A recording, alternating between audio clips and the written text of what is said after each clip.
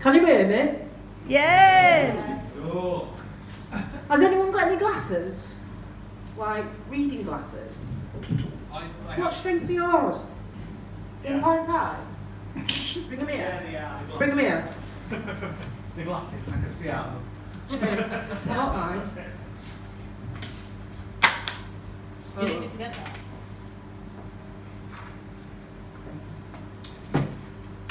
Right, so this is a bit of an experiment. Not my experiment. My stage director, Lisa, down in Loughborough, thought it'd be a really cool idea for me to do a piece out of Vagina Monolgues, which myself, my friend Maria there, performed back in March. So, I blame Lisa.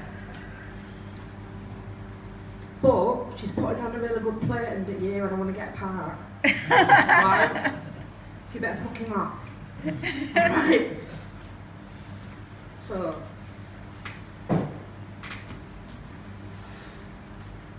this piece is called Because He Liked to Look at It.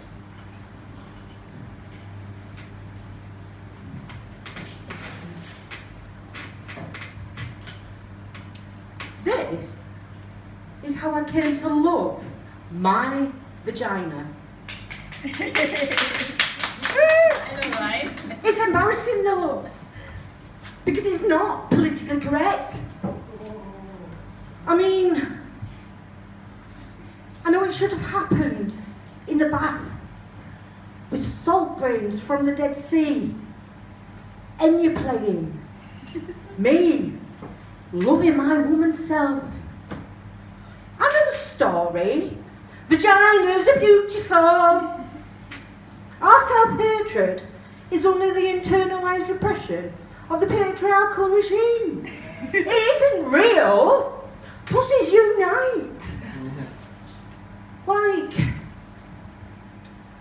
if we'd been brought up in a culture where fat thighs were beautiful, we'd not be pounding down milkshakes, eating Krispy Kreme donuts, spending our days lying on our backs, thigh expanding.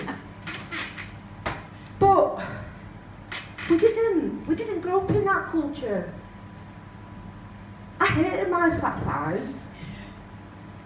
And I hated my vagina even more. I thought it were incredibly ugly. And I pitied anyone that had to go down there. I was one of those women that had looked at it once and wished I never had. And I pitied anyone that had to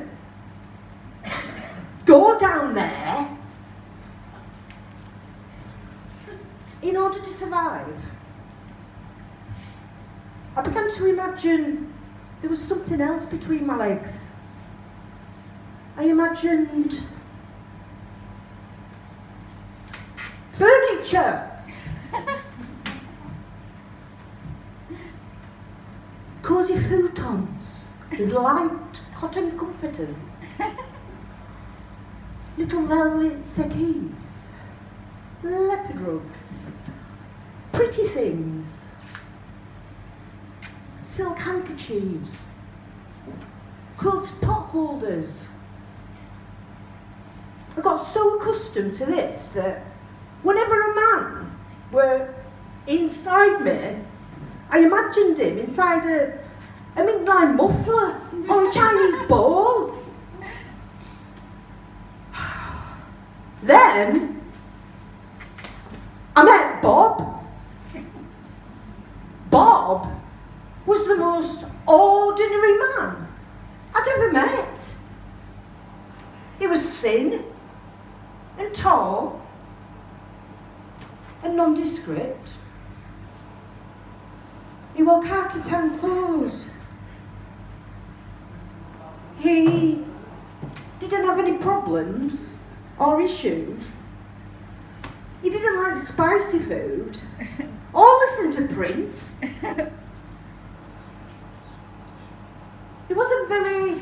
wasn't very funny or articulate. He wasn't self-obsessed or unavailable. I didn't really like Bob.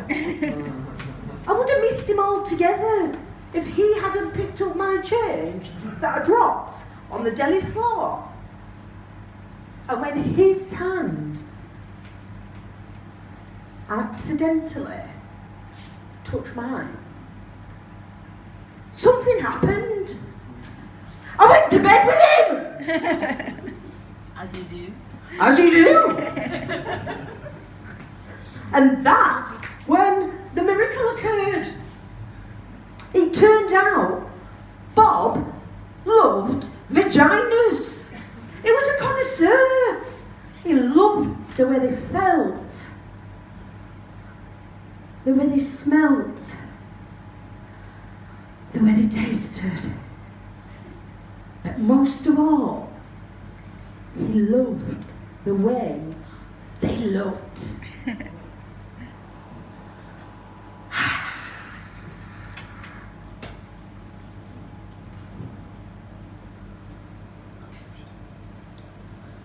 The first time we had sex, he told me he had to look at me. I'm right here, I said. No, you! I need to see you. Turn on the light, I said, thinking he was some sort of weirdo freaking out in the dark. He turned on the light. Then he said, okay, I'm ready. I'm ready to see you. I'm right here, I said. I'm right here. Then Bob began to undress me. What are you doing? I said. Can't you just do it?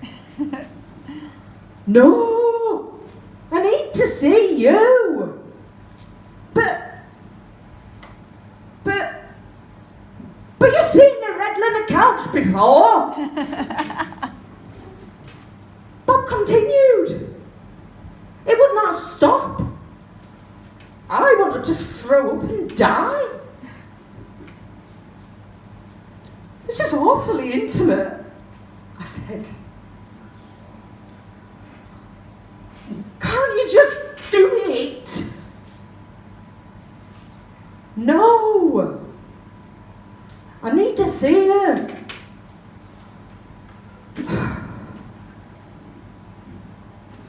I held my breath.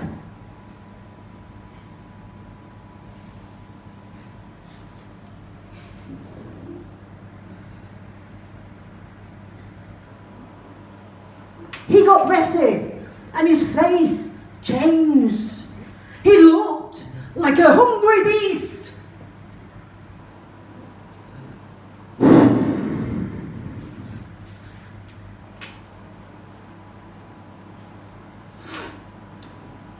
You're so beautiful, he said. You're deep and elegant.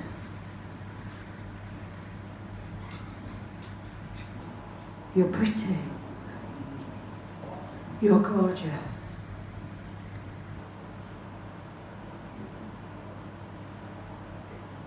You saw that there?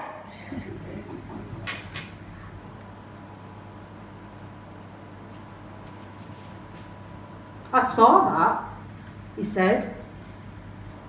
And more. Much, much more. He stayed looking for almost an hour. An hour. Almost an hour.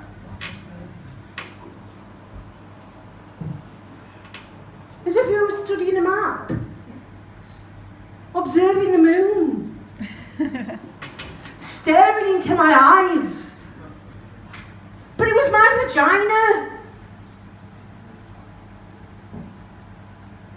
In the light, I watched him looking at me.